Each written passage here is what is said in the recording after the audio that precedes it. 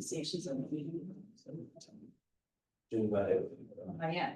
Oh, okay. So we have to, it's not like a formal meeting, you have to pull it to whatever. No, just opening into the policy meeting and that we're gonna be reviewing the student personnel. Good evening, ladies and gentlemen. Calling this committee meeting to order at 6:36. Present with me this evening is trustee Megan Mespin, superintendent Dr. Gina Talbert, assistant superintendent of curriculum and instruction Mary Stevens, and assistant superintendent of business and finance Richard Schneider. Tonight we will be reviewing policy for students and personal electronic devices. And if we have time, we will also review district goals. Thank you for joining us. So, good evening. We do have for your review as we go through the student and personal electronic devices, the community forum survey. There were 19 responses to the Google survey. And if you flip through it, you'll see that it's the numbers are indicated in the upper right-hand corner, indicating that each survey was 2 pages. And then it may be it's an easier layout, but the font is really small. And that would be the compilation of the surveys for your review, but it's really small. So that's why we gave you copies of the actual surveys. So you can compare them and see staff members, community members, parents who did respond and their responses across the board to help us complete the areas on the policy that states the board will decide.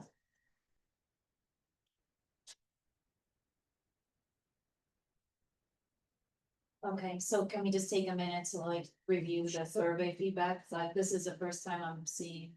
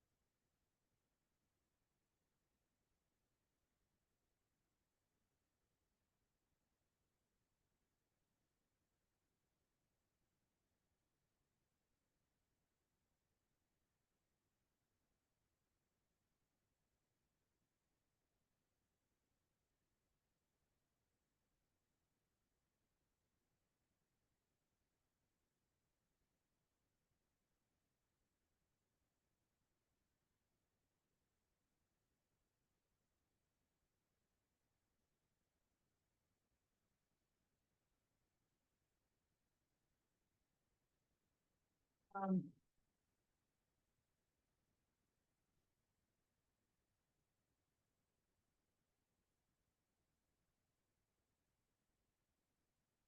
would we be updating this Word file to me for the cell phone policy? Yes. So, okay. Just, because we don't have the Word file on emails, right? Like I'm just saying, like, should we just type our updates to see as we go? If, do we have access to this I electronic? haven't seen it.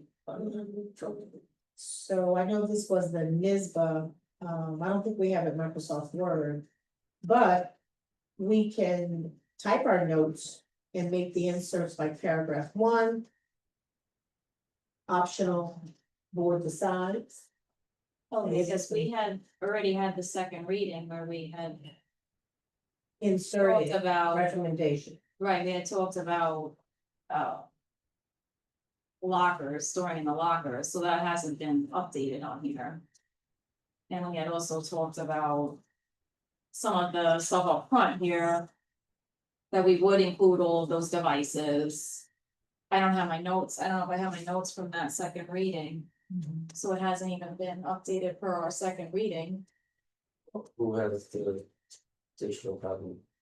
Of it, maybe edits on. Well, I remember asking Lisa, like, who's gonna do it, and she was like, we'll figure that out, and then nothing was. Done, so we like literally. And we need this for Wednesday. Yes. So all I have is the copy that I got as a meeting member from that meeting. So it's right, so then it's not, it doesn't address our comments from the second reading. So what board meeting was the second reading? The 18th, June 18th.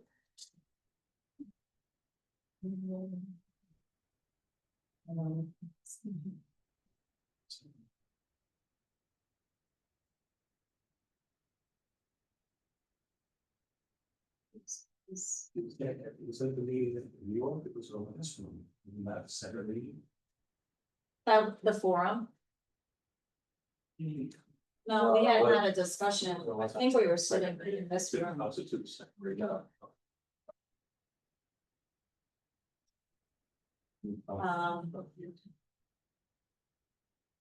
I guess I ask because I'm concerned, I just wanna, obviously we're under a time crunch to have.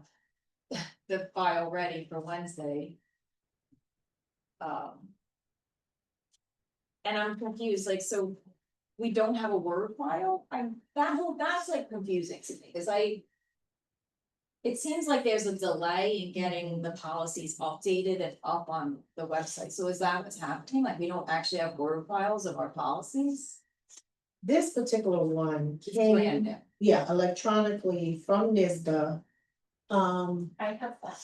Is it in PDF or Word? In Word, but it's not updated, it's the original one that we found. Okay, Okay, so maybe we should use that and tonight. so does it have the inserts in yellow?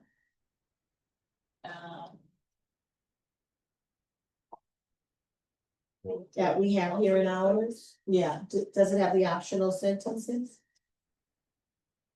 But they're not yellow. Correct, right?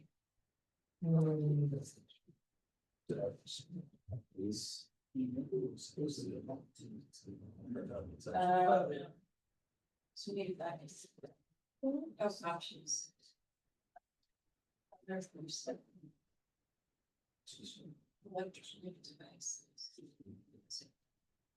Yeah. Good, Just got a whole Saturday. Isn't this thing? yes. It's just. Okay, yeah. So they're not saying that that's part of the bottle, it's just those. They're not, that just this was notes. We said it's just. So we do have it. Okay, do you wanna do the edits, or do you want, you're gonna do it? Okay. Thank you. So did you have any notes on the first paragraph, Megan? I'm trying to remember, what we had discussed during the second meeting.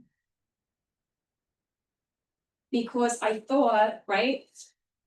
This was definitely the end of June, because I thought that we had different districts samples in front of us, and we said, oh, we'll take some language from this one. At the last meeting, we had one from Franklin. Franklin's correct. Mhm. We have some ones.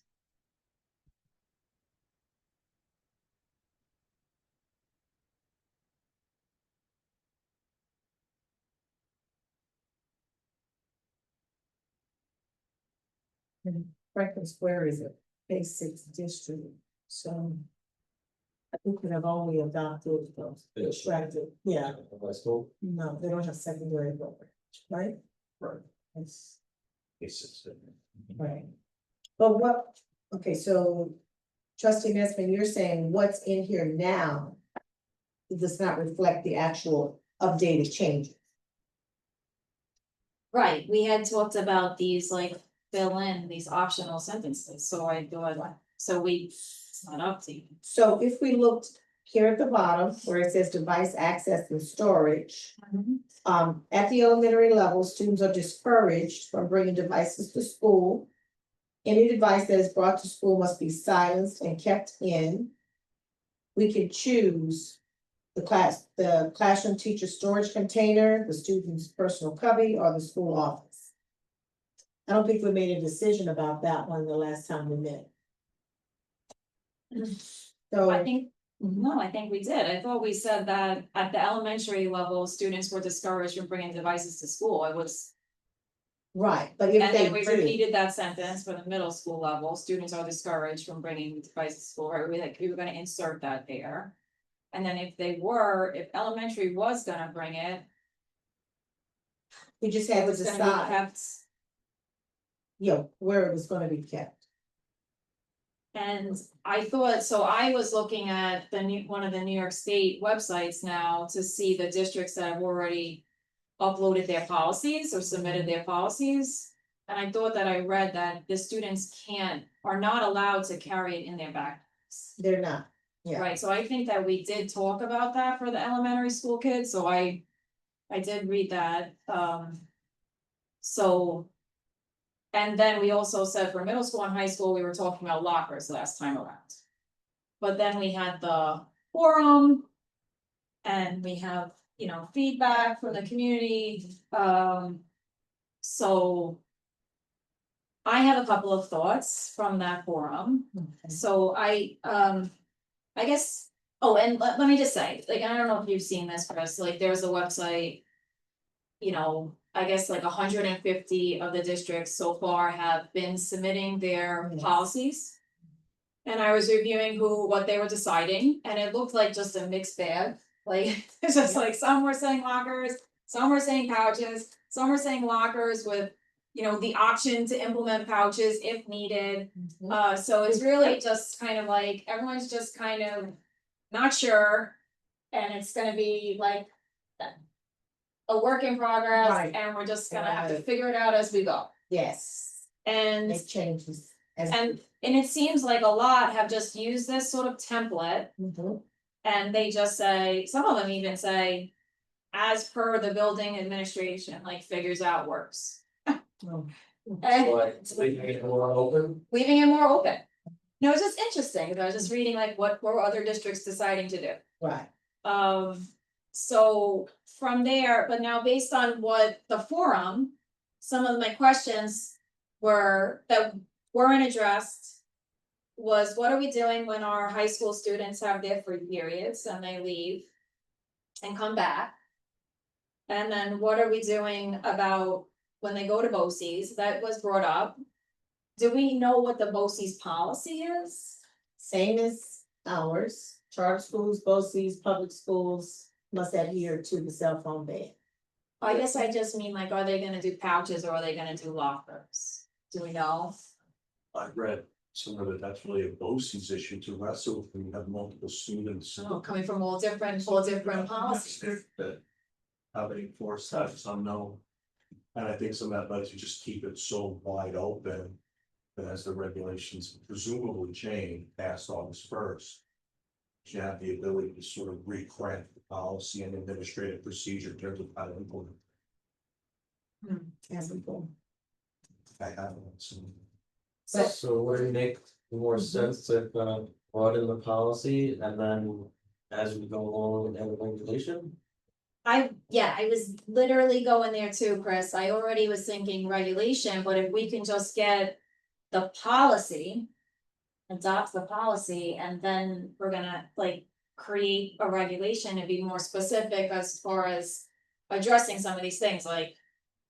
Well, now we need to indicate something about what's the BOCES policy and I don't know, right? How are we gonna address free periods and So there are certain requirements in the policy that we must adhere to, like the storage component, the communication component. We do have to put something there. In terms of after school, if it's instructional, they cannot have the cell phones. If it's not instructional, we can decide, if they can have the cell phones. So it's from bell to bell ban. right, So free periods after school, they can have the cell phone. well, don't they have free periods in the middle of the day sometimes too? Hello, Lisa. Not usually. Oh, no. Usually fully. Oh, Teachers sometimes have. First or ninth period off, so they leave early or. I'm just putting on speakerphone. Oh, so it's just like the start or the end of the day is shortened or, This. Okay. Me, Um, Dr. Talbert. okay, but I guess it's still something to think about, because if you're staffing the front door to close pouches. We'll have to do that for like it's first and second period, or first, second, and third, I don't know how long. When does the seniors come in, I don't know. If I can just tell you, we check IDs, right, so they just scan Okay. in. Okay. We do that at that cafeteria entrance where we can accommodate a large number of students. And then there's a certain time where that station moves to the front door. Because Okay. there's fewer people coming in. Sure. Could Okay. would you mind just repeating, so Lisa's joining us on speakerphone, do you mind repeating what you just said, I just haven't. I was just saying that, as far as volume and students coming in here, currently the high school checks IDs by the cafeteria entrance where everybody is directed to come in. At a certain time, they shift that station to the main entrance, and then there are fewer people coming in at one time, so if there are students who are coming in late or don't have a first period, there'll be fewer of them entering at the main entrance. Okay, yeah, cause I was questioning like if students can leave during their free periods, so. They either come in late or they leave early. So it just like extends that period of closing pouches if we go with pouches, so yeah, I was just. Mentioning that as a. That's a logistical thing. So I- at the high school, is there a limit to when they're able to access their lockers? Okay, Not currently, because I know the middle school, right, Just- right, not. Yeah. do we know how many of them actually use their locker anymore? Like, any guess on the? I would guess between a third and a half. So say 50% phased out from the week. So I also was wondering, can we like block the cell service? Cause I was in a high school for like an entire weekend recently. For a competition and the phones just did not work, the phones just didn't work, Yeah, one of the funds. and I think that private schools do that. So how do we do that? Do we know? So that would block all cell phones, you know.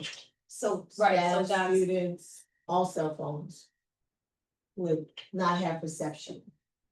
but didn't we budget to have a landline in each room? Like, I know we were replacing some landlines that maybe weren't reliable too. Yeah, there are landlines. There are landlines, yes. So that would address the question of like, I know what, and what about an emergency always comes up and. I guess, what about an emergency? There's a landline in the room, right? There are landlines, yes.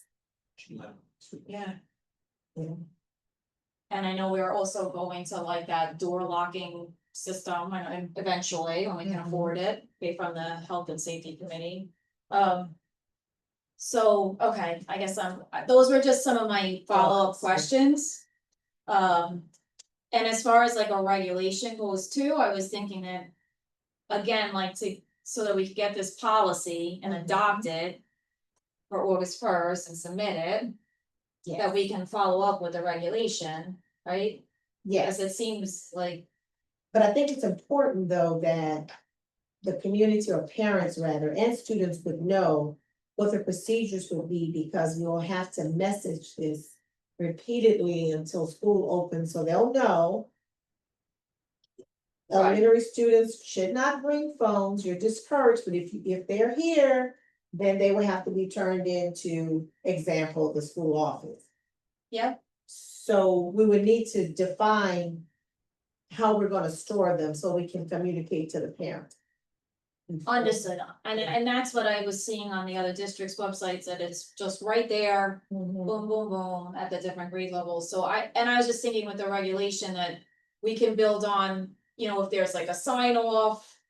Or, anything like that we Mhm. decide is necessary, just so it's all right there. Yes, So I guess to your point, getting back to just the policy, yes. I guess I'm thinking that. Maybe it does make sense to go with some sort of pouch, even though we spoke about lockers last time. Based on some of the discussions. At the forum, Yes. looking at what other districts are, leaning towards. Mhm. Acknowledging that, if we start the year with just saying put them in the lockers, and then we have to change and switch gears, that would be. Sort of an inconvenience, like, let's just Do it. decide what we're gonna do and just do it and try to get it embedded in the day. Yeah, And I'm thinking that if they, if we're. Seeing each kid come in and they're swiping their badges and they're dropping their cell phone in a pouch. Maybe that's an opportunity, I don't know, to like confiscate anything else that needs to be confiscated, but that, kind of links to a different sort of disciplinary issue with vaping. But that, again, I'm jumping around, but Should we just go through this paragraph? Go ahead.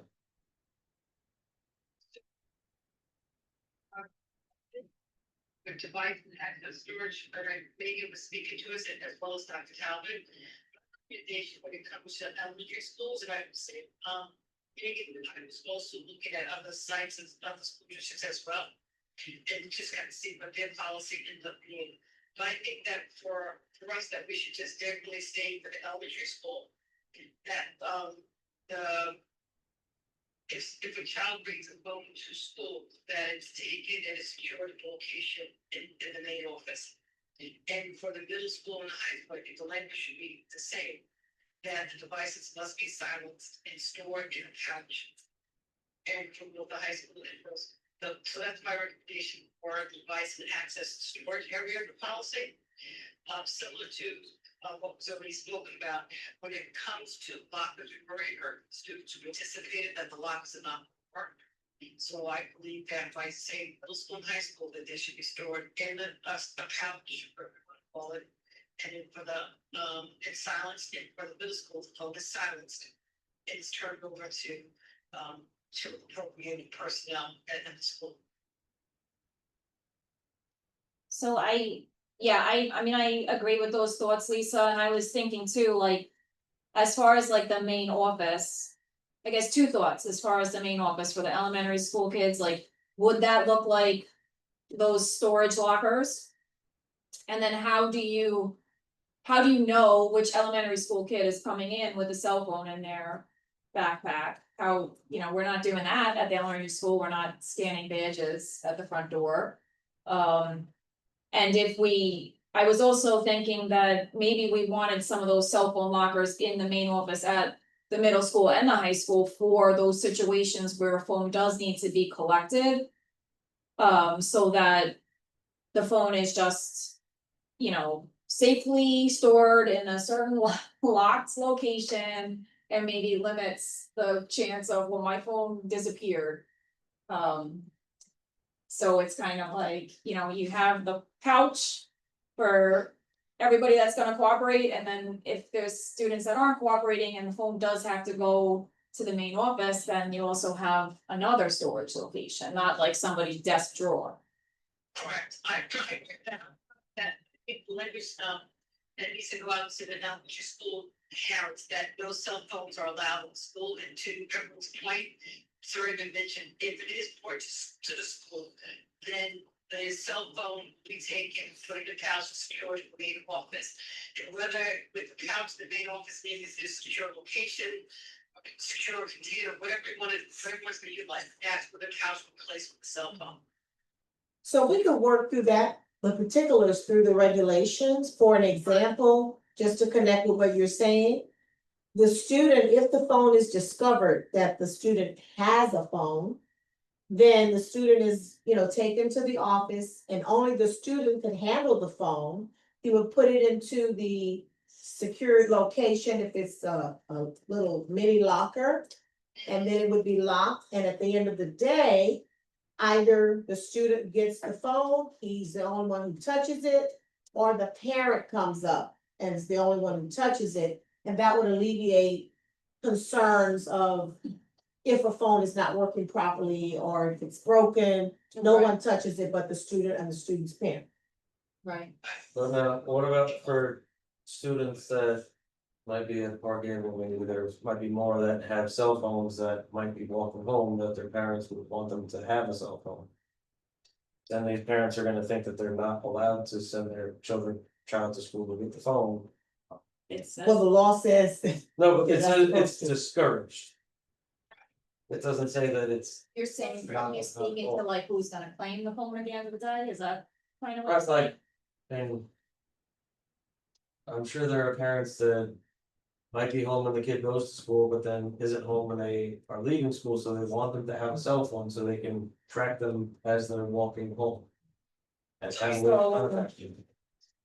Yeah, so with that, I would think that having it in the classroom, like in a storage area in the classroom might be Better. easier for everything to be kept like on track. So that way they're not these children piling up at the main office at the end of the day, in the beginning of the day.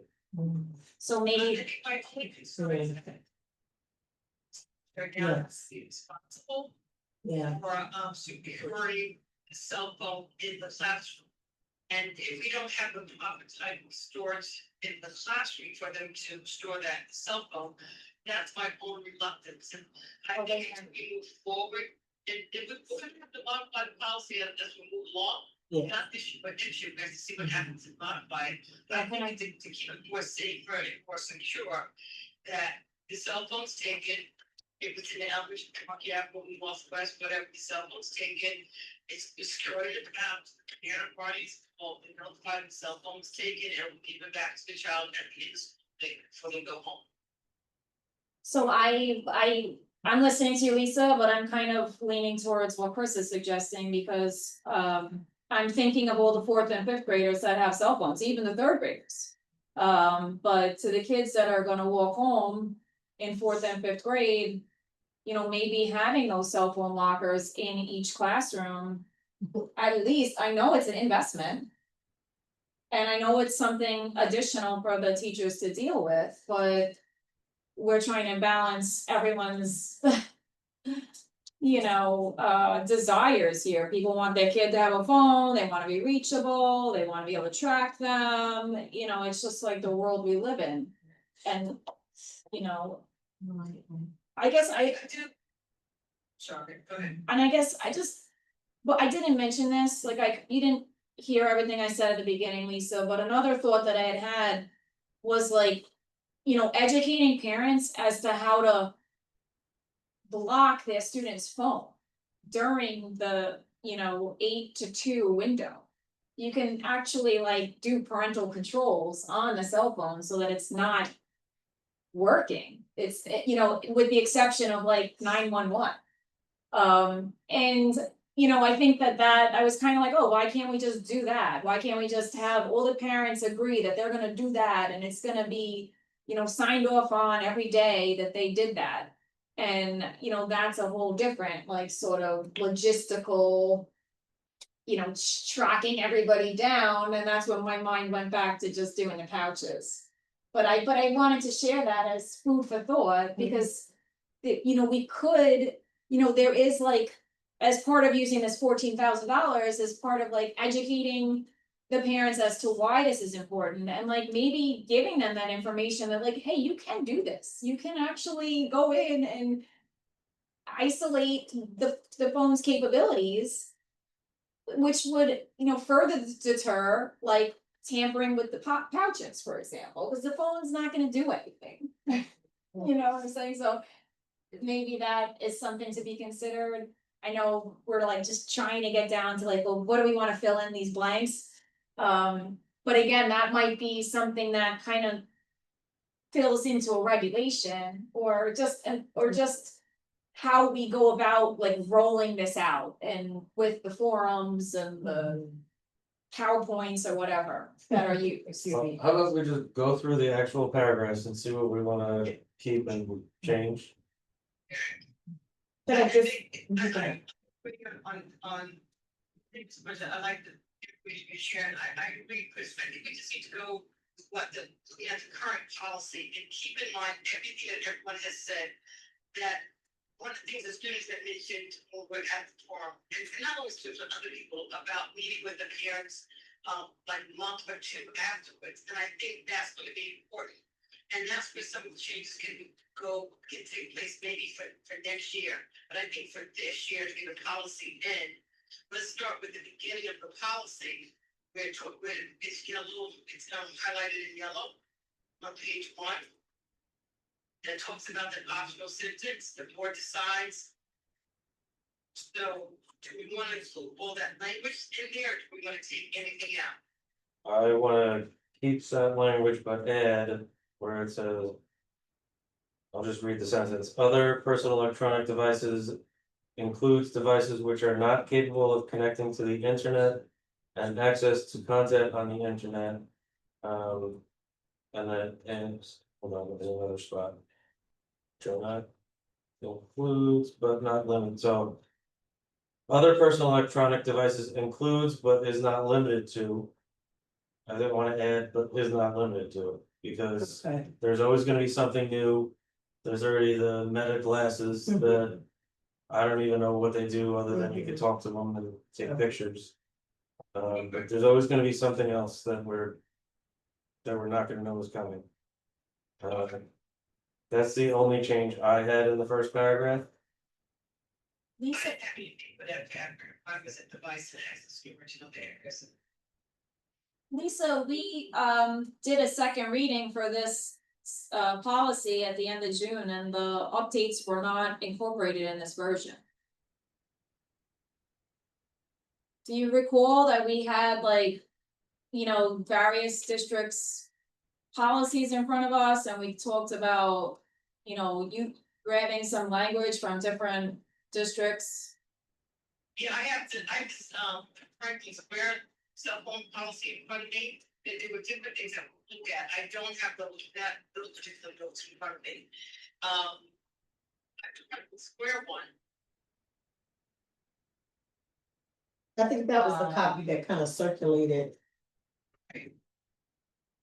As we move forward, if I could just ask everyone to keep in mind that as a district, we are required to adhere to the Education Law 2803, which means cell phones are prohibited in the elementary school and restricted in the secondary schools. And so whatever processes parents may come up with, that's one thing, but in terms of the school, we have to ensure our policy adheres to Education Law 2803. Right. Restricted versus prohibited? Yes. So, for So how do you example, take that, yeah. right, in the elementary school, they're not supposed to have them at all. So if it's discovered, or if they have one and it's taken out of a bag, then we just need to decide what are we gonna do with that particular phone? Because they're not supposed to have them anyway. So before we go down to device access, storage, is any other additional thing we want to do in the first paragraph? or anything with communication with parents, persons, and parental relation. Yes. Okay, I will just read the paragraph. During the school day to minimize distractions. Parents, which for purpose of this policy includes persons in parental relation. May contact their children via the following methods, calling the school office and or the district provided email address. What email address would this be referring to? So in the regulation, we can map out what email address they should email for each school. Okay. So I think we're okay to say it here, district approved and or the district approved email address. And then each school, we would have to get the email address and we will put it in the regulation. And the phone numbers, just for Yes. just for ease. Yes. Okay. And should we include communication apps as well? Yeah. Should we include the communication apps, whatever we're using, and not, I don't wanna specify which app, because we, who knows if we're gonna change it in the future. Well, if the teachers are teaching and a parent swears a teacher, they may not see it. Yeah. Because they usually get it on their phone. So if we wanted to maybe avoid that direct interruption of instructional time. It may be wise to just say, call the school office or the email address, because if the Okay. teacher doesn't see it, she can't respond in a timely fashion. Right. Okay, He or she. So enter the phone number and email address. Regulation. and then it says students may contact their parents by the same methods above. But I believe the student addresses, email addresses can only go to other internal accounts. Right. So we kind of talked about the pros and cons of making that available outside. I think it's better that they're limited to that. I don't think they Yeah. should be able to Yeah, do all that, because that's maybe. not only the added distraction of, you know, basically instant messaging your parents, but then you're opening up IT security Yes. reasons where they could get spam and all these other things. Yes. So maybe we should say students may contact their parents by utilizing a school phone. They have to go to the main office, right? So we don't want that happening in the classroom. Right. May contact their parents. But see, that's above, which is calling the school office. Or the district provided email address. Well. But then how are the students gonna use that provided email address? At present, it doesn't email outside. Oh, Right, sorry. Mary? It doesn't email outside of the district. Contact their parents from the school office, right? That's it? Yeah. You can contact parents from the school office. Yes. From the school office, which could be guidance, could be main office, could be attendance office. So contact their parents from a school office, Yes. Yes. okay.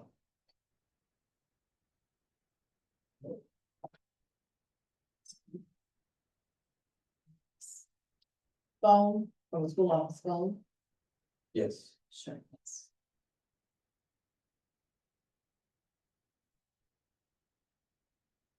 But anything about shouldn't to do so, never give on that information. probably in the regulation. Obtaining permission to use the phone. That can get sticky, That's gonna be a whole other Right. ballgame. so we can. I don't know how many phone calls or texts kids send during the day to their parents. So in the regulation, we could specify for, emergency purposes. Emergency The regulation. necessary, yeah, Yeah, I think our regulation is gonna be kind of robust. yes, But this, we just have to get yes. posted. And for parents, we're ending the sentence with email address, we're taking out that happened. Sorry. Yeah. I didn't have anything in the next paragraph. So up to device access and storage. Yes, so when we post these online, would it be possible on the. Where it's an education law 2803 to add like a hyperlink to the website that has that, so if somebody's looking at it online. They just click the link and then it'll take them to Yes. the law. Yes. Yeah, that's a good idea. Hyperlink it in the policy. Yes.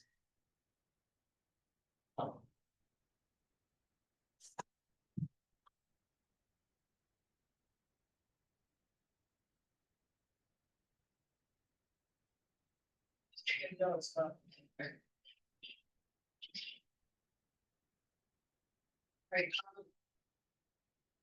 Anything else before we get 1, 2, and 3?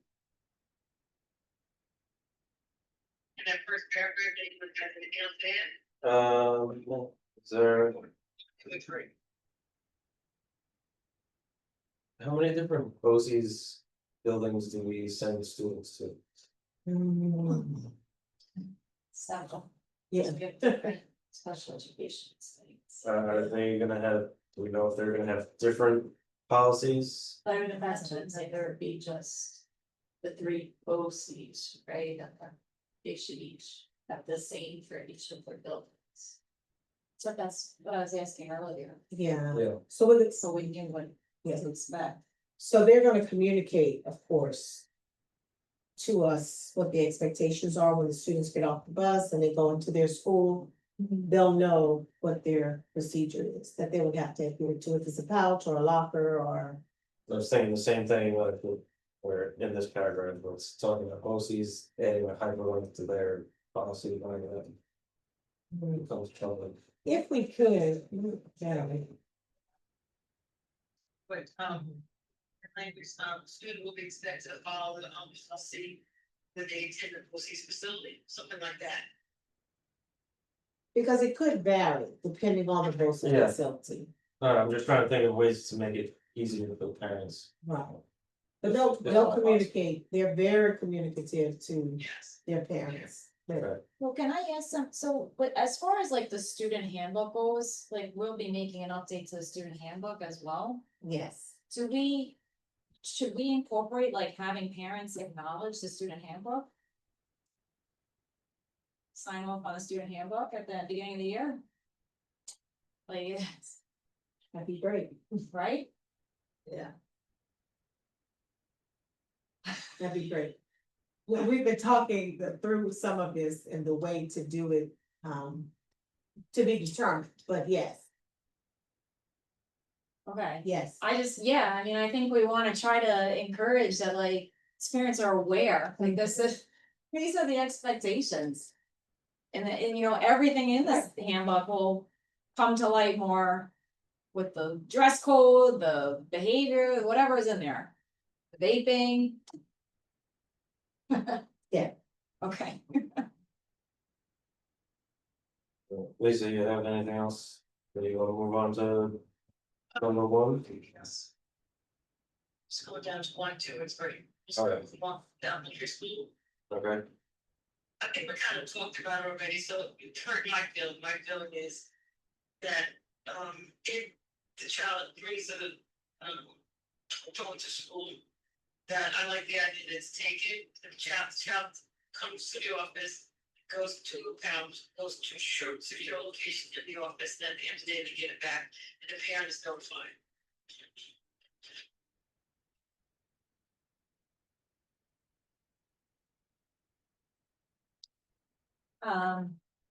So when I was reading the policies that had already been published or submitted to the state. Some districts said. You know. To be determined, like not to be determined, but like could change, right? Like, so you're saying like next year, Lisa, but like, I don't know why we couldn't be more flexible in that. If this idea, if we have, 100 cell phones coming down to the main building, like, we don't know, right, from Park Avenue coming down to the main office every day. Maybe we do have to go to the classroom. Locker systems in each classroom. I don't know how many Park Avenue students have cell phones. I think to your point, I'm willing to obviously, but to be flexible. I think just to move forward, I would just say, let's go with the pouches right now. determine a secure location in the main office. And if it doesn't work, to your point, Megan, what happens is 100 kids are coming with cell phones every day, and it's not declining, then we have to come back and determine how else can the cell phones be secured, and maybe we get some insights from that particular building to say, I think it's best to do X, Y, and Z. But I think for I'm now, sorry. just put the pouch secured in Oh. the main office, and give it back to the child at the end of the school. Well, if I'm we're sorry, I didn't. putting it in the main office, is there a need for the pouch? The Yeah, I church didn't is- The child has to. Up here in the fall. Out. Stays, the bullet itself within the pouch stays to your location in the main office. I didn't think we were talking about buying pouches for the elementary school level. Right. That's where I think we're getting stuck. Yeah, that's, So if we say school, office, then we can provide each office with maybe a mini locker or something, device that locks. yeah. We don't anticipate a lot of phones from the elementary school, they're usually. They've indicated they don't have a large concern or problem with children taking out phones on the elementary level. Keep silence in there. Just don't know. Well, I think, Policy, but. but that's- They just like that. well, I think it says that they can't have them in the backpack. Lisa, I don't know if you missed that. But they, right now, students have done. They just left them in their backpack and they didn't take them out to the school, they're going home. That was my point, not that we're gonna make a private policy, but that maybe that's what was happening already. Right. Alright, so the recommendation is what, the other folks that we. Get some other type of device and. So we could say the school office. I think what Dr. Talbot was saying, where they're not too concerned with the number of students that have it, I'd say in the school, in a secure location in the school office. Sounds and kept in a secure location. So I have seen like these like cell phone lockers, you've seen, it, right? Oh, you're shaking your head, so I realize that's I don't know, 20, 30 little slots type of thing, and it's ready to go. Okay. So we're ending at location. Yes. And so, since this is a device that's works for school, maybe sounds being kept in a secure location in the main office. Yes.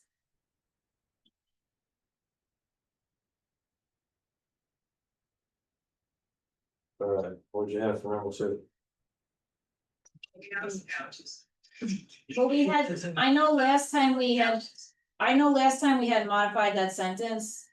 That, you know, it's still to include the students are still discouraged from bringing the devices to school. Do you remember that? And then. Yes, I think. I think pouches too, for middle school. And I'm thinking we shouldn't limit it to the word pouch, because I was looking online and there's different types of storage things. There's other pouches, but then there's some like hard cases. There's a whole variety now. Yeah, so I'd say Individual school supplied, or- school supplied storage container, something along those lines.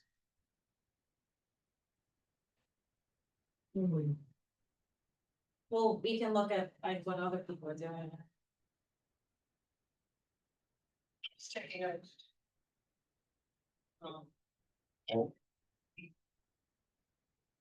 So, alright, so the, what better say in a. School secure device.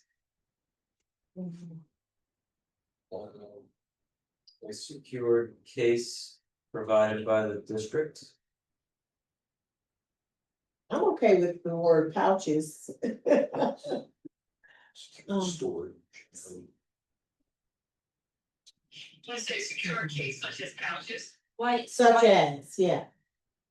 Such You know, as, why, so Chris, like pouch, I think is being kind of like generic now, I think, because there are so many different like suppliers and types, like there's just Velcro, there's magnetic, there's.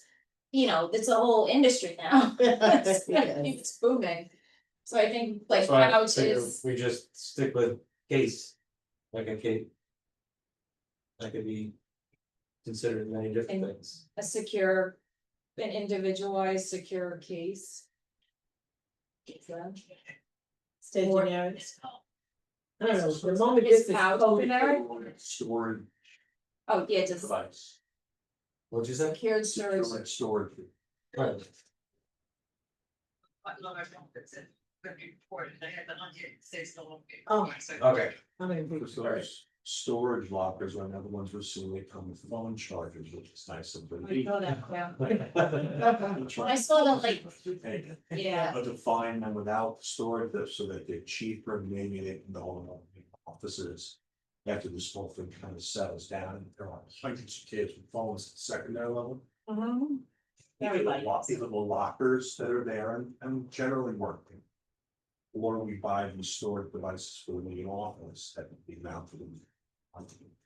I would think, just my opinion, take care of the problem as it calms down. So, over like it's able to do procedure. You're saying like do the lockers too, in the, When I spoke to our Yeah, director of so, facilities today, the lockers, to the best of our knowledge, are all now completely functional. It was major financial investment 2 years ago right, into the lockers, so they're working. I'll just put that on the table for you to consider at the secondary level. Those lockers are working. You know, but the. It's not gonna work. The students gonna be trying to get out of that for the lot. That was something that come to some teacher was dating it as well. I think middle school, we need to go definitely with some type of power, whatever we want to call it, the secure device, without whatever we call it. I think we need to go in that direction and not try to put anything in the locker. could we say, thank you, sorry about that, Lisa, could we say individual storage units such as pouches? That's fine. Individual storage units? Are we going individual? I think so. I think that's. Okay, are we okay with that? Individual storage units such as pouches? Sure. sure, if that works for the state, I mean, I'm okay with pouches too, just saying. pouches. Individual, I wrote school supplied, right, in front of it. School supplied. yes, that's good. School Yeah. supplied. Individual storage units such as pouches. And that gives us some leverage to explore, but it also, when a parent reads this, they'll say, okay, well, they're gonna be individually stored, I'm not concerned that they're group stored and someone takes my jobs for them. Or, Right, well, their student is gonna keep the pouch all day, yeah, right? So when we finish this, I guess, can we, the board be given, the update on the cost for everything? The cost, cause I know we have some money in the budget, so once we see how many we have to buy. yeah, The money from the state and then, you know, so that we can give consideration to. Buying the cell phone lockers in the main office then, and how many do we wanna start with? Cause we don't, again, we don't know how many are gonna need to be turned in on a daily basis. And I think So- those are a little bit more expensive, I know you said there's different yeah. ranges. I know you were securing quotes on various storage items to get an idea of what the cost out would be. So I guess what we have by Friday, we could update the board on what the estimated cost. Yeah, would and be. it's an estimate, right, and that's, yeah. That would be great, thank you. So for number 3, it would be the same thing.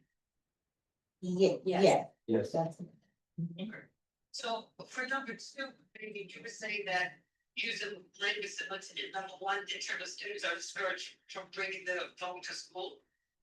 Yeah, just to repeat that, I mean, it's still discouraged, right? Because it's still. That's what I think we talked about. During our second reading, when the entire board was commenting on this policy. mhm. So for 2 and 3, we wanted to read students are discouraged. Yeah, we can put it in, I think it's still gonna do, but I'm fine with putting it in. I mean, it's not, it's just, Yeah. it doesn't show you like. all have to come, so get to the cell phones, it's like, we have to do a school withdrawal to get rid of. Yeah, Okay. All right, that covers 1, 2, and 3, right? Yes, And then we'll go down to page 2. Anything in exceptions for specific purposes, anyone have anything in that particular section? Yeah, section. What would be considered a one-to-one device? At the bottom of that section. so some students may have, based upon their needs. A one-to-one device that helps them to learn or communicates to them. Okay.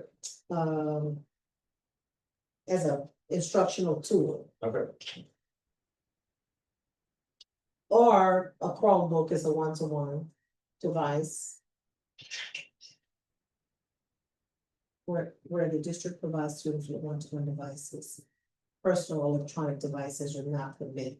Yeah, so like the Chromebook. Would be a one-to-one. Okay. I for number 4, in the event of an emergency, I would suggest to course out as determined by the school or districts. Yeah. Well. Yeah. You might have somebody saying that.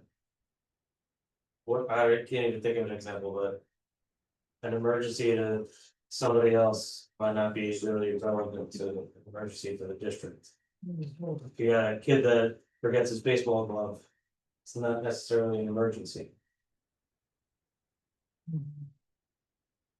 Yeah, I mean, I was looking at the, first of all, we talked about that during the second reading too, with the entire board here, but we did talk about crossing it out, and, again, I was looking at the ones that are finalized, and I saw others that just say in the event of an emergency, it's hard to say, is it gonna be taken advantage of? You know, it's hard to guess, right, but to say that if there's true emergency, and the student really truly believes there's an emergency, that they could be penalized if they didn't obtain approval. You know, I mean, that's hard to say, like, But basically, they need the approval of the district to even open the pouch to begin well, with. I know, I was thinking that too, because if it's the magnetic device, like, and I don't know which pouches we're buying. But if it's magnetic, they only have that at the front door, right? They don't have that in every class. Right, but I looked online, you can buy one of those magnets for like $10 on Amazon. Oh, so so then it's like, you could just buy a Velcro pouch. Yeah. And I saw other ways where you can. Yeah, Miss Stevens, cover your daughter's ears. Yeah, there's always gonna be ways to get around everything. But I feel like if we leave in as determined by the school or district. It at the very least gives the school the backing to say. I'm sorry, you can't access your phone right now. And obviously, if it's a true emergency, it's not gonna really be an issue. But at least leaving the language in there, so to give the school or whatever the staff member is, The authority Yeah. or see. right,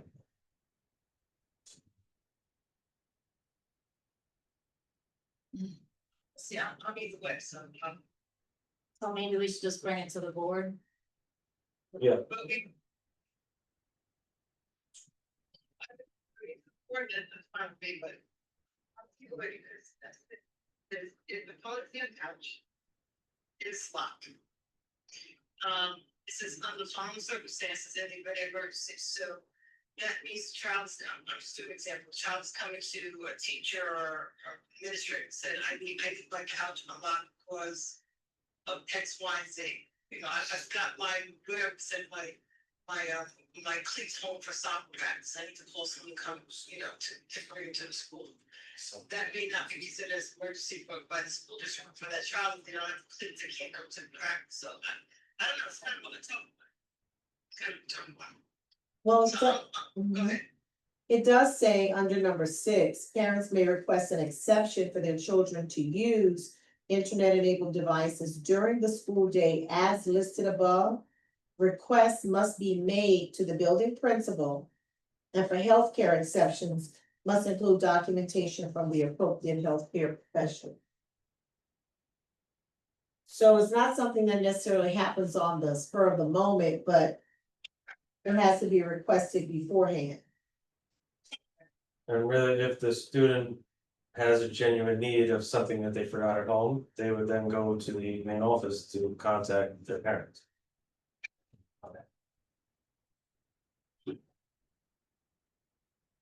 You know, I'm kind of waiting, we'll take that right now, we'll just see what the board says. Okay, So- leave Leave it in. right now. See what the board says. So to the point of the magnets, I mean, should we be looking at like Velcro pouches that just block the cell service again? Because maybe it's less of an investment and maybe it's, and it'll help with the concern of the bottlenecking. I mean, maybe that's something that's considered when you're looking at, you know, the cost of implementing this. Again, I don't know how many thousands of these things we have to buy. Velcro pouches lock the building. Then wouldn't they just be able to open it themselves? They would, but it's sort of like the concept of leaving it in the locker, right? It's like previously we were talking about, oh, just leave it in the locker, but they'll just run back to the locker and use it. So. You know, it's hard, like, you're gonna buy a $20 pouch and it's gonna get tampered with. We have to do, maybe you bring up some really good points. And kind of, like we said before, we may have to come back to the policy to revise it again. It may mean that the pouches may have to look at, if we block everything in the school, what does that mean? So I think we need to get more information on how other schools block the cell phone usage, but not impact instruction within the classroom. So I think right now, let's just stay focused on finishing up the policy, and then we can continue to explore other options, and if we're able to go that other direction, the block here, go that direction. That's just my points. Well, I brought it up because we're talking about an emergency, right? So it came to my mind as we're talking about an emergency, and if for whatever reason, somebody felt like they needed to use their phone. Now they have their device in a magnetic pouch. There was also discussion of, well, you could just easily buy a magnet to tamper with the pouch. You can break the pouch. So I just wanted to mention out loud that, you know, let's make sure that we're looking at all of the options out there for a pouch.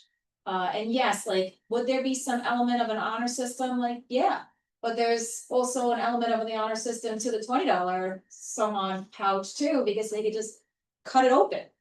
And take their phone out, so. You know, maybe a lower cost option would still do the trick. Get the phone out, block the service to the phone, put it in there. On their personal bag or wherever they're gonna carry it. And then the emergency concern, which is also reflected in the survey feedback, would maybe be lesser of a concern. So I would just put it, and if I'm hearing you correctly, I have no problem looking at how cell phones can be blocked. Is it across the board in the entire school that every single cell phone is blocked? How does it work? And that was just my point. If there's a method where an individual cell phone can be blocked, but not everything within the school, then that's something we can get more information, but that's just my point. That was just bringing up.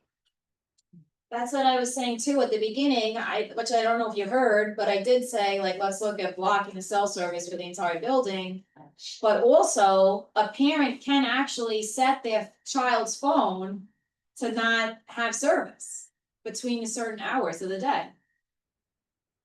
The only service that they have is to call 911. But, you know, then there's also like policing that, you know, it's almost like now you need this parent to say, almost like when they checked their kid off to come to school, they didn't have a fever of 100 or whatever during COVID. You'd almost need to do that on a daily basis and say, yeah, I locked my kid's phone.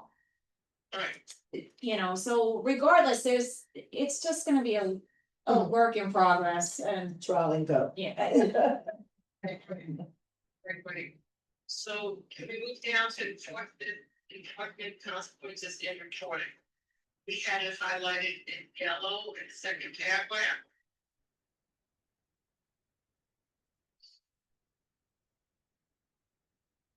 Honestly, it's just my perspective, I think we should just leave that language as is. Until we get better guidance, on how. It wants to be enforced, and I think it's gonna take a little bit more time to flush it out, but at least it's somehow consistent, and we should always modify it. That's just my perspective of it. I don't like it as stated. I'm alright with that. I think it makes sense, and especially if we're able to, if we do invest in the lockable. You know, the lockers in the main office, and there's no question of a doubt that. Your phone went into this slot and then you retrieve it at the end of the day, and there's no like stories being made.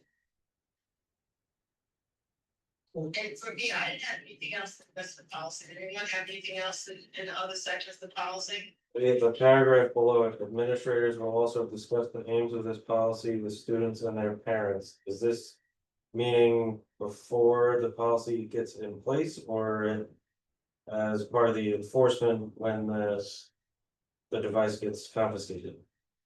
So at the student orientations, Oh, actually, I'm sorry, I kind of answered the reasons for the student had difficulty following this policy, so that means this is. As part of the enforcement, The court policy again. yeah. But do we need to specify when they're gonna go over this, like, do they need to go over it? With the parents the day that they're picking up the phone, or? Like, how are we supposed to go about it, or do we leave it like that? nothing is gone. Okay, I just didn't know if we needed to specify it more. Okay.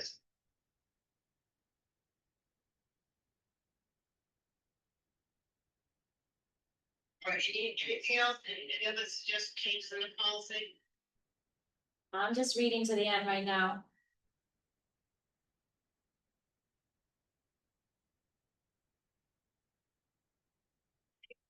I think that important to remember that, especially some of the feedback that we got from the forum, that. That the communication with the students and the parents is going to be important, whether it's going to be the end of October, or in September, or the middle of October. That the communication continues with the parents. Yes,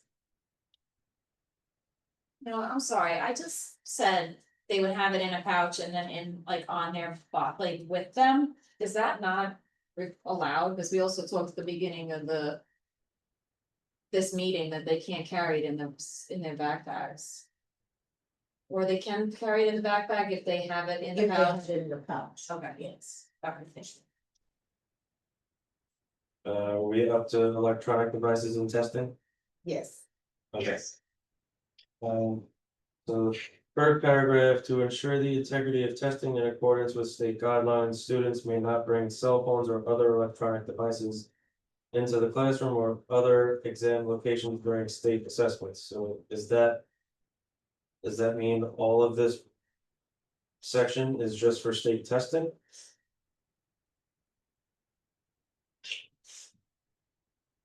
Yes. Yeah. Yeah, but whatever they did, they had no reason, whatever, they're not. Cell phones are not allowed. So in the template, it gave a choice of all testing or state assessments. So there must have been a decision to all testing. Okay. So basically, we're not requiring teachers to take away cell phones during. Just regular testing. but I it, didn't take it that way. right, they won't have the functional. Right, but I mean, like. To In me, addition- the state testing, they can't even have it in a package. That's what I'm taking from that. That's my takeaway too from Right. this. Like, they're not even allowed to. In all other circumstances, they're allowed to bring it into the classroom in a pouch, but for state testing, they're not allowed to bring it in the classroom at all. Well, they say they have the right to collect. That we don't have to, True. and we have the right Students may not to collect cell cell phones, like, something like that. and to hold them. Well, it's saying they may not bring cell phones. That's for They sentence. not bring cell phones into classrooms. Me too, that's part of the months, right, to collect something. Can I just ask a question, currently right now, with the state exam, what do they do with regards to cell phones? They, In current, they collect them and put them in Ziploc bags with the students' names on a piece of paper and keep them in the front of their testing. so the same Okay, thing's well, happening you in wouldn't the change couch. But that needs to But be- they have a bigger Ziploc bag for the facts. Um, As it's, when it comes down like to the actual, if you, in terms of the regulations, we can say to the exams, the cell phone could be silenced and secured in the couch before you. Wherever they're doing that, and that's what they, so it's like this. Okay, Fine. Anything else for the policy? Well, that makes me think of how does. Say, I have a Apple Watch that I can communicate with my phone that's sitting across the room. So it takes them too. So it's part of there's a statement we have to read at the beginning of testing and it includes all of those devices. Okay. Actually, it's the time of the policy, just make sure everyone has the same information. Well, you wanna finish the last section first? I thought we did, didn't we say? Policy, distribution and translation? Policy issue, but okay, sorry about that. I don't have any changes to be made there. Sorry about that. Okay. We're gonna translate to 12 languages upon request, okay. Okay, Well, we if should, they, any of the 12 most common, only as needed, yes. okay, understood. but should we at least have this translated? Spanish. and Oh, for English. sure. Yeah. Yeah. Oh, no, but I saw 12. Oh, I was okay. like, oh. Okay. So going back to page one, not too sure. The best will take up. And if someone wants to do the lead on it, take it on page seven, make sure we all have the same notes. The one change I had in the first paragraph was in the optional sentence. Adding. After where it says devices includes, putting but not limited to, so it's. Other personal electronic devices includes but is not limited to devices which are not capable of connecting to the internet, blah, blah, blah, blah. Mhm. It's just. Yes, Agreed. So I have to. okay, and then. In the communications with parents. The sentence, students may contact their parents. From a school office phone. Yeah. I think we had added something after that. We Um, removed by the same Uh, methods of just checking. On the school office and or the district try to keep, I think, best say, make the note to the email address for the schools. For the regulation, Yeah, we said we'll. we'll do it in the insert- regulation, yes. Okay, sorry about that. Thank you. and then also. We said, we talked about how do they get permission to use the office wall, but that would be addressed in the regulation as well. Yeah, okay, that's what I was thinking I was missing. Okay, going down to device access and storage on number one. We were leaving the first sentence and then. It'll be in a secure location in the school office. And Wait, which one are you on, I'm sorry? device access and storage going down to number one. I didn't have any changes in the paragraph before that. We're just adding a hyperlink. And you put the hyperlink. Oh, right, and hyperlink.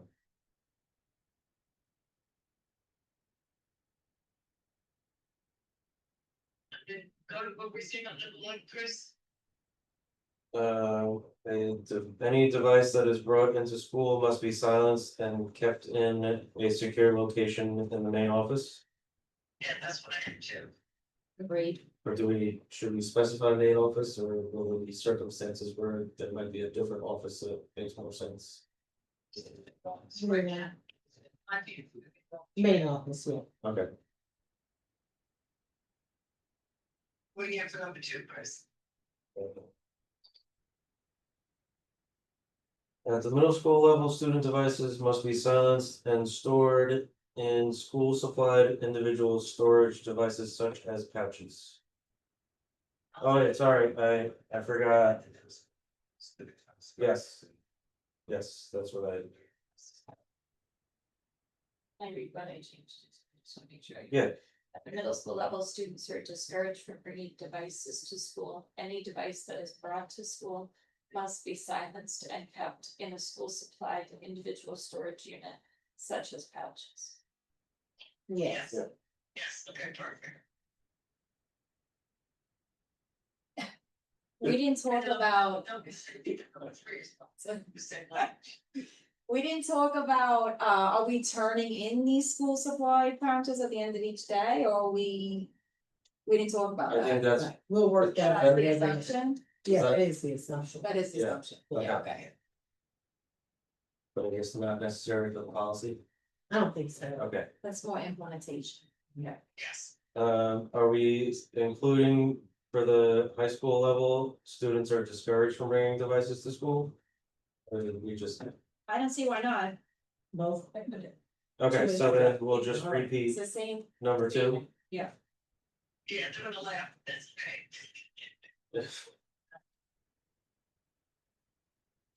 Okay, going to exceptions for specific purposes. I didn't have any changes, but we're gonna just mention the number 4 as determined by the school or district. Okay.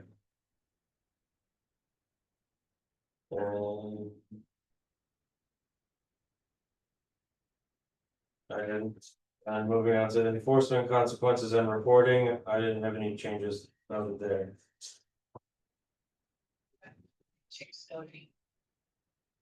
great, Great.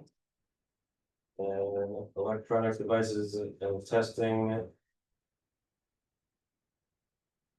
We're gonna add the how-to the regulation. Sorry, say that again? We'll add the how-to the regulation. Okay. Yeah, I didn't have any other changes. I just maybe had some questions that might not be part of the actual policy. Alright, so we are good with this particular policy. So, someone just sent me this in Word form. Who's gonna clean it up? That's my question. Just. yeah. We're gonna clean it up. Miss We're gonna do- Miss Stevens is cleaning it up as we're going through it. Okay, thank you, Stephen. So you haven't looked at the policy.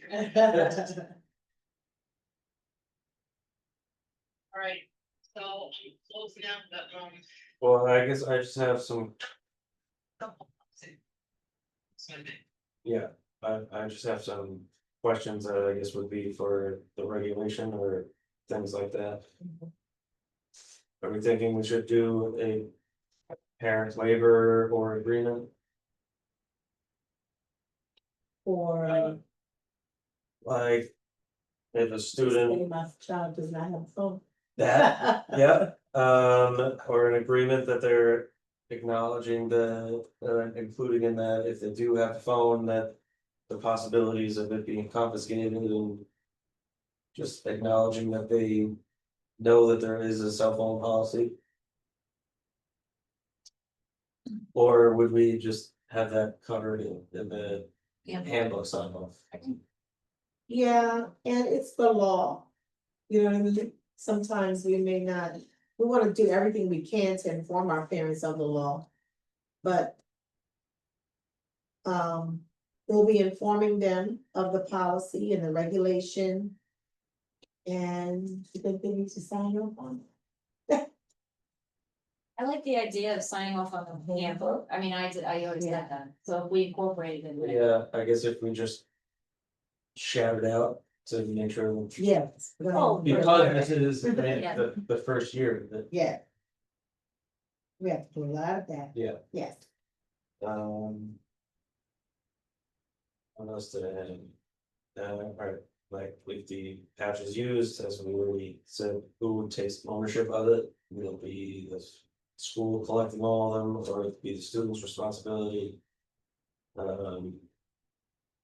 Consequences of damaging the pouch or storage device. Yeah, all of that would have to be in the In the regulation, yeah. Insurance for something like that is still an unknown. For the, Say it again, it's not, the insurance of what Yeah. happens to a pouch or any kind of storage device that is damaged by the district, the student is still. Be looked at. And then even opening it without authorization, because you could get these open without necessarily damaging them. So you wouldn't really be breaking any policy of damaging school property, but. And I'm sure this might only impact maybe a small amount, but I've seen some like crazy phone cases that have like weird ears and things on it that might not necessarily fit into these generic pouches. Like how we would handle that, that might be a way some students try to get around it, get some new cases for their phones. And would we be owning these pouches or leasing them? So I saw that those were options. You know, leasing is a little more problematic under state law, you can do it, board has the authority to do that, the resolution and contract, so. Why is it? Well, this is special ed, because lease has to come before the board. Okay. And be approved. Okay, I'm not suggesting one over the other, Yeah, I just, so, but if leasing is the way to go, there's some procedures for us to go through. okay. Items. And those magnets that you can buy on Amazon, they're only about an inch and a half. So it's not like a giant thing, it could be easily hid in somebody's pocket. It's a lot. I think that's all I had on my notes.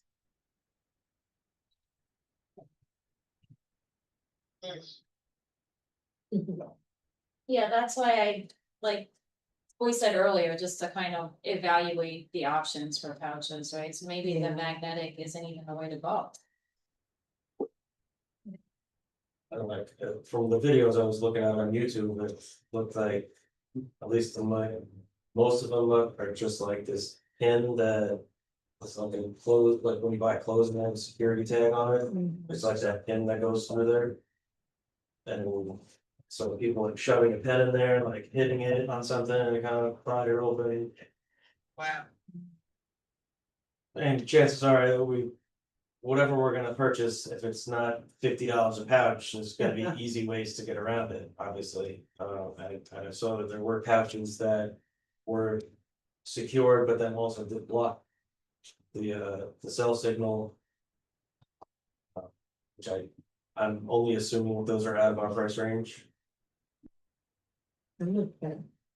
Explore. We have $14,600. But I think that's why we have to look at how do you block the cell service for the building, and then can you get around like connecting the devices that need to be connected? But, I mean, they'd be disconnected to Wi-Fi, right? Right, that's what I'm thinking, that the law says that they can have a cell phone that doesn't have internet access, so blocking Yeah. cell service isn't all we need, Okay, right? It's yeah, that's access true. to internet. We also wonder, like emergency services, police, fire, not like. Locking services in schools, I saw some literature, but we have to research that. Right, because then would that Yeah, also that's block why- any kind of communications that they would have if they're responding to something. But just in that vein, and again, in the health and safety committee, we were talking about that app that would be Wi-Fi enabled, that the teacher can just press and contact the local authorities. Yeah. Right, really. yes, so that I thought was something that was still being considered and maybe acceptable. So I had that kind of in my head too, when I was saying like, can you just block the service, but. You know, there's a lot of challenges with this.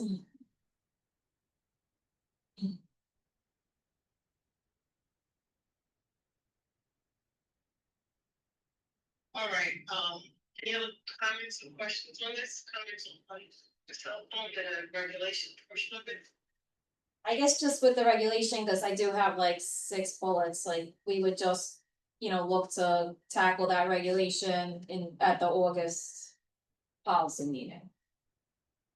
And So sometimes normally- what does occur, it's in the past with the regulation administration will come up with regulation, a template for it, given to the policy committee prior to the meeting, and then we look at it and we can add it, revise it, I mean, not add it, revise it and adjust it as needed. So if you're not gonna be creating the regulation policy, the regulation and the policy meeting, but the template is provided to us and then review it and revise it. Yes. Okay, sure. But I would assume we wanna try to do that before school starts, so, no, right? Sure. Yeah. Some suggestions, anyone has suggestions, I would say, send them over to Dr. Calvin, or before the week's regulation comes out, whatever you wanna do, and that way we can go on. We'll get it out. Okay, I think, I mean, I can send my bullets, but we did talk about all the bullets, so, Okay. uh,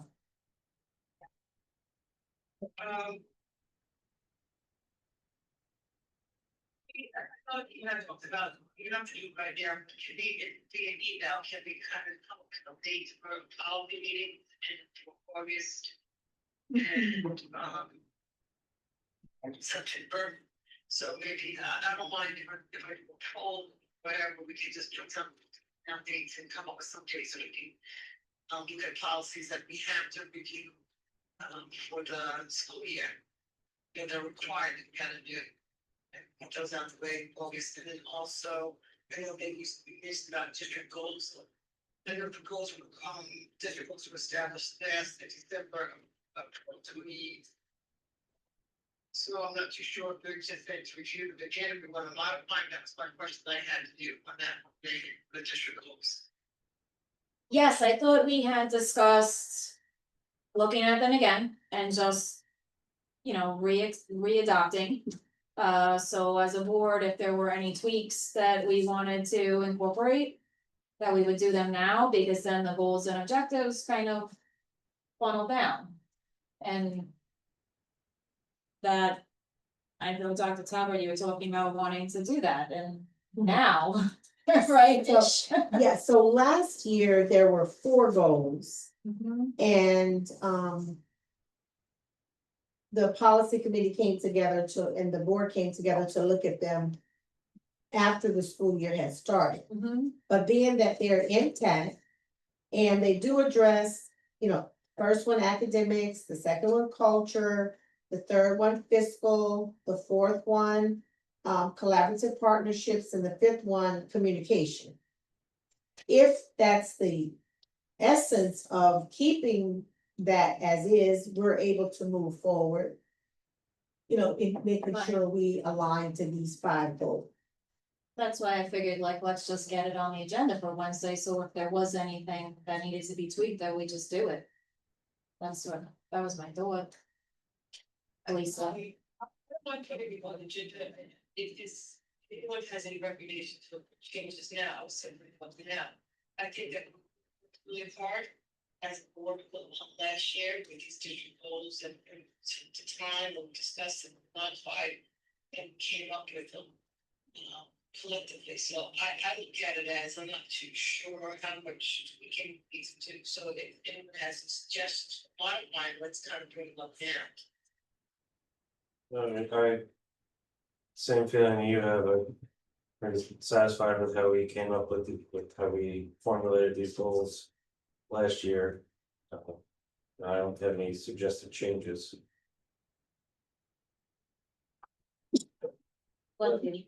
I don't have anything right now, Lisa, I mean, the board does change, right? It changes with each election cycle, and here we are at the forefront of setting goals for the school year, so just might as well, my thought was just might as well bring it again to the board.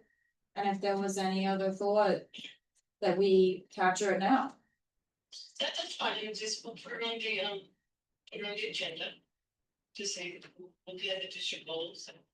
The policy committee has no recommended changes at this point in time. What we can also do is maybe ask it goes home on Friday, just ask them to take a look at the district goals. And if they any recommended changes to maybe provide to prior to the meeting, so then we can all look at it and have discussion on any suggested changes. Okay, Wait, so which meeting Yeah, are you that saying was to get my this on to, because Megan was suggesting getting it on to Wednesday. Really, we wanna I mean, just ask then- the board now and. Okay. there's only one trustee that wasn't involved in creating it. Yeah. Yeah, So I mean, really, if we just communicate out to the rest of the trustees that we're gonna be adding this on.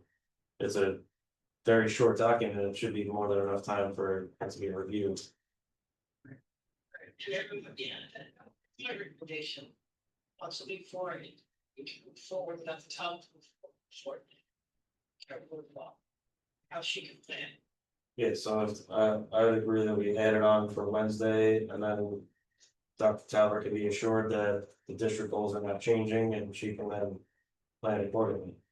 Right. Okay, that's good. And I think for the 3,000 one, I think that we need to, let's look at some meetings in early August. To look at the 3,000 policy, but more, sort of, there's a lot of different ways that policies can be.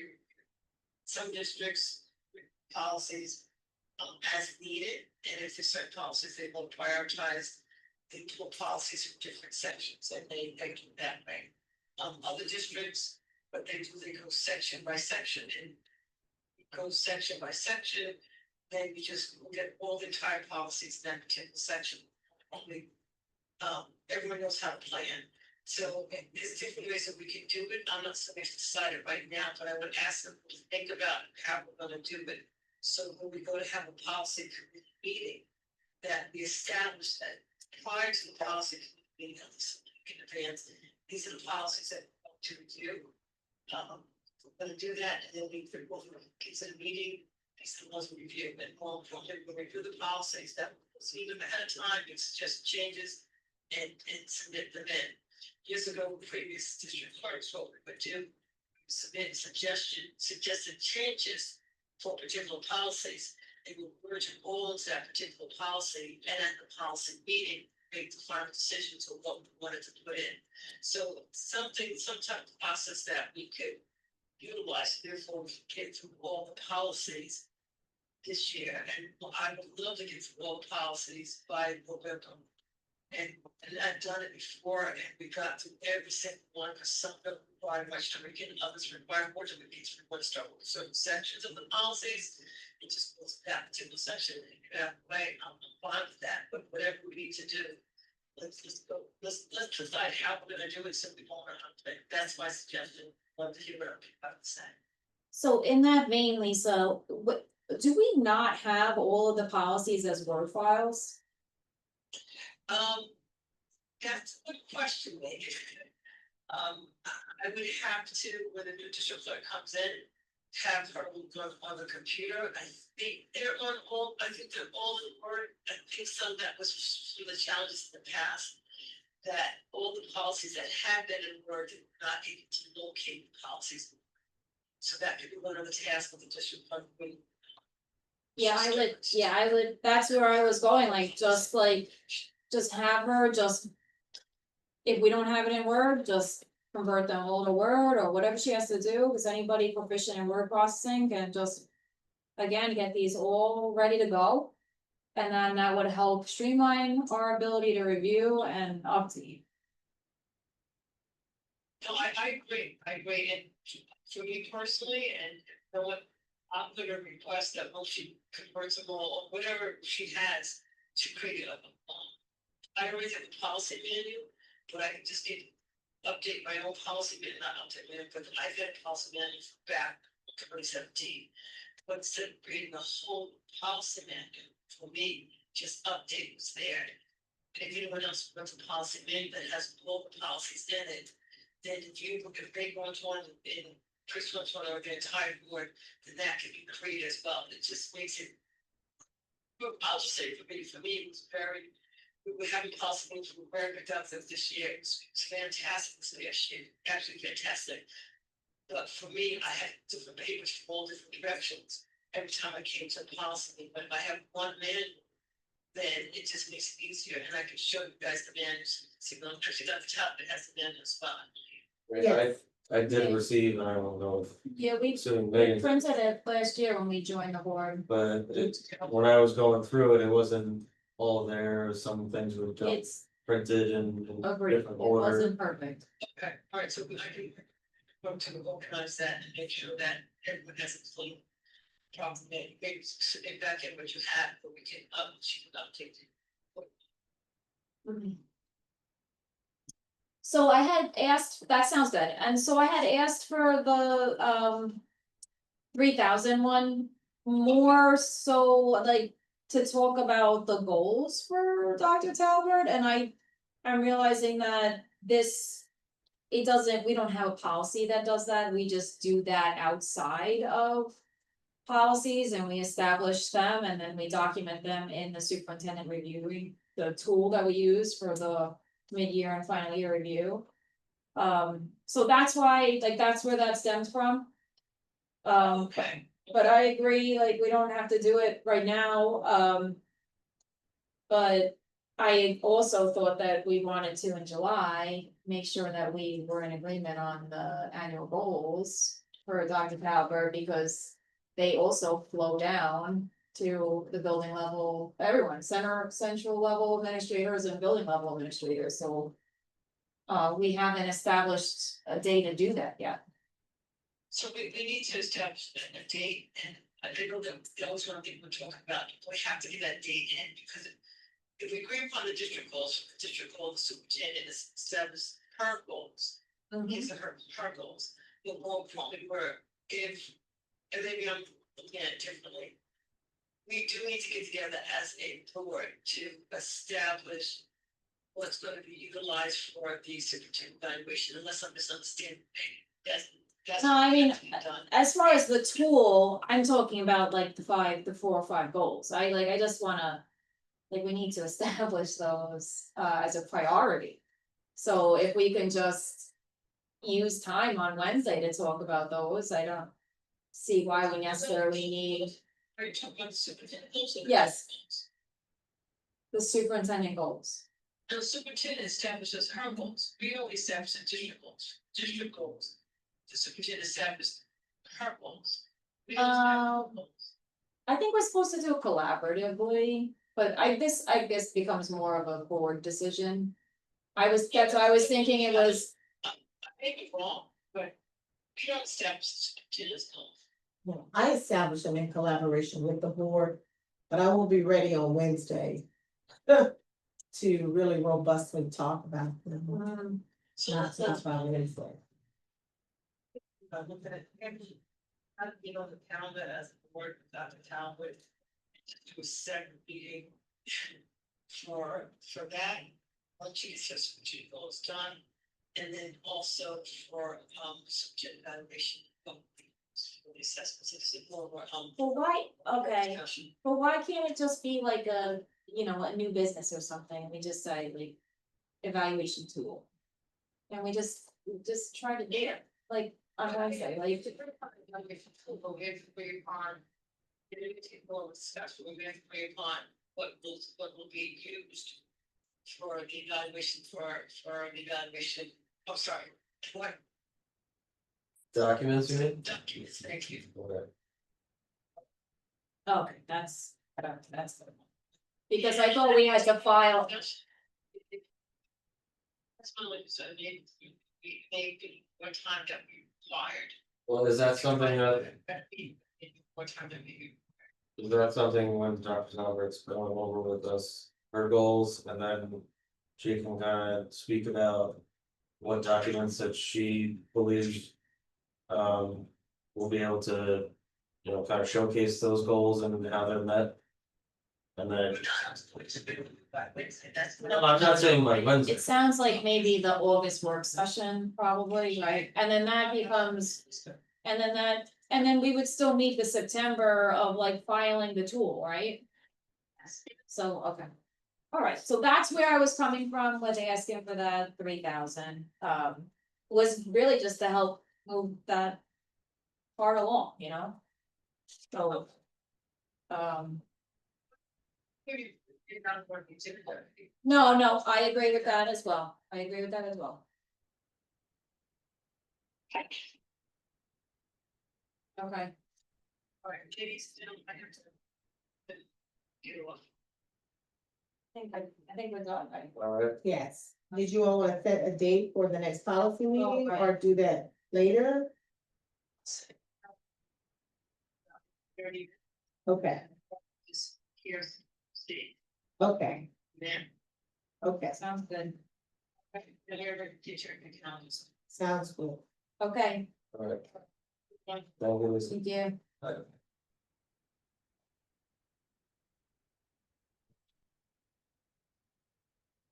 We all done?